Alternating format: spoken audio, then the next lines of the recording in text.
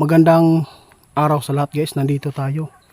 Gusto kong bisitahin si kaibigan kung nandito po ba sila. Kasi po, meron po akong panaginip na hindi maganda.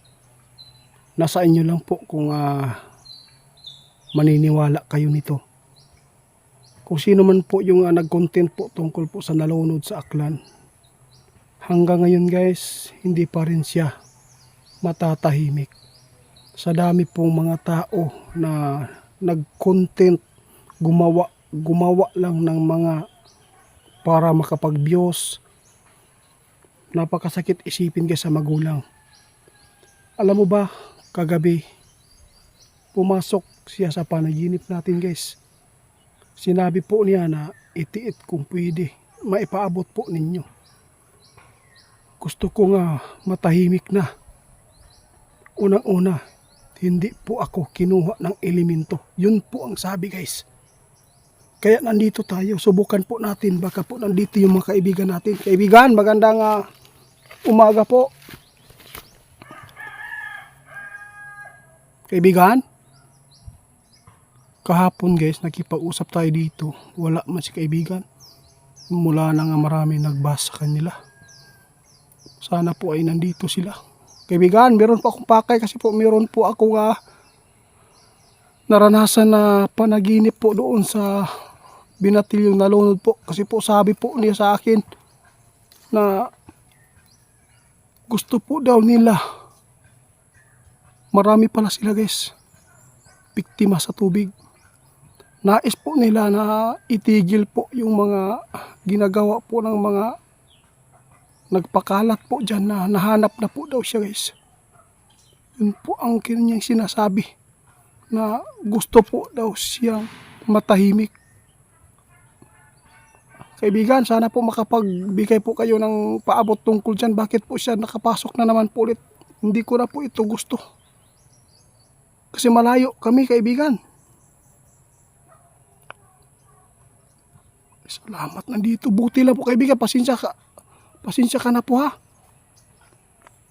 Meron po akong gustong malaman sa inyo. Pumasok na naman po sa panaginip ko. Sa totoo lang hindi po siya clear guys. Ha? Hindi po siya clear yung mukha niya guys. Ngunit napanaginipan ko lang guys. Yung nasa Aklan po na tubig. At saka yung nalunod. Sinabi po niya guys sa panaginip ko. Mga alas 3 na siguro to kabuntagon guys na pumasok po siya. Sabi po niya itit kung pwede po maipaabot po yung social media na sana po itigil na lang po ang pagpapaabot po ng maling impormasyon dahil masakit po na makita ko ang aking mga magulang. Kaibigan, ano po ba ibig sabihin nito? Bakit po siya pumasok?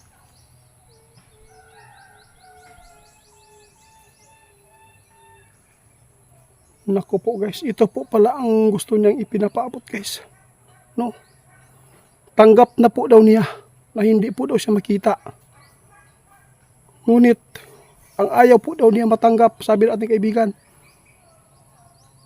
yung pagpapaabot po ng maling impormasyon. Kasi gusto po daw niyang matahimik na. Hanggang ngayon, litong-lito po yung kaluluwa guys. Hindi po matatahimik. Paano siya matatahimik hanggang ngayon? Pinapaniwalaan pa rin ng mga nagtatawas po na kinuha ng elemento. Sino po ba ang pinakamakapangyarihan? Ang elemento o ang Diyos? Ano po ba maipayo po natin ngayon kaibigan? Alam ko maraming magagalit dito guys. Kasi pagkasabihin na po nila na gawa-gawa. Hindi po maganda pag nagawa-gawa ka ng istorya ngayon guys.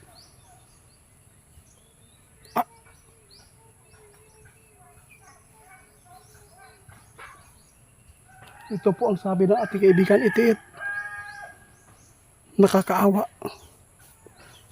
Sabi po ng ating kaibigan guys, ang tao kapag nawala yan guys, no, dapat po talaga bigyan na lang po ng magandang pagtanggap na hindi na po laging binabanggit pa kung ano po ang nangyayari. Yun po ang ibig sabihin pala niyan. No? Gusto na po niyang matahimik. Ang hirap lang po dito kaibigan, marami po nagpaabot nga, yung elemento talaga ang kanilang sinisisi. Maraming nagsasabi na ang elementong ito ang kumuha sa binatilyo hanggang ngayon.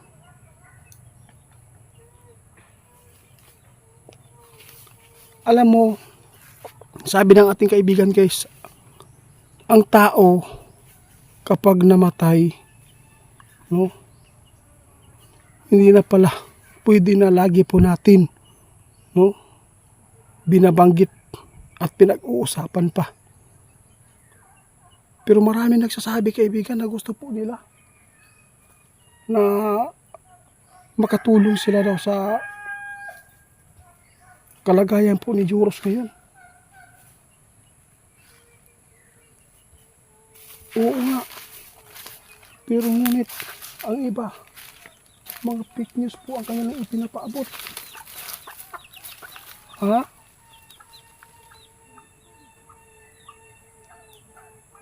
Sa lahat po lang makapanood nito guys, i-share po niyo guys. Naghihingi po talaga yung batang ito.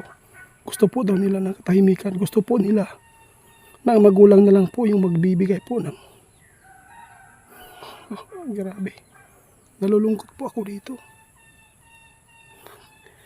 Kaibigan, oo nga, paano natin ito mapaabot kung puro na lang po ang iniisip po nila na i-content lang.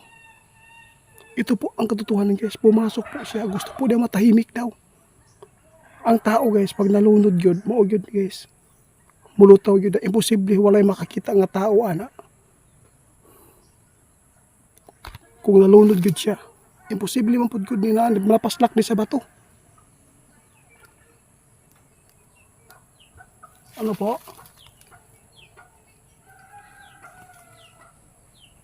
Ito na lang po, sa lahat po na makapanood ha, yung magulang na lang po sana yung magbibigay lagi doon ng alay po na pagdasal po doon sa ano, para po tahimik na lang sana.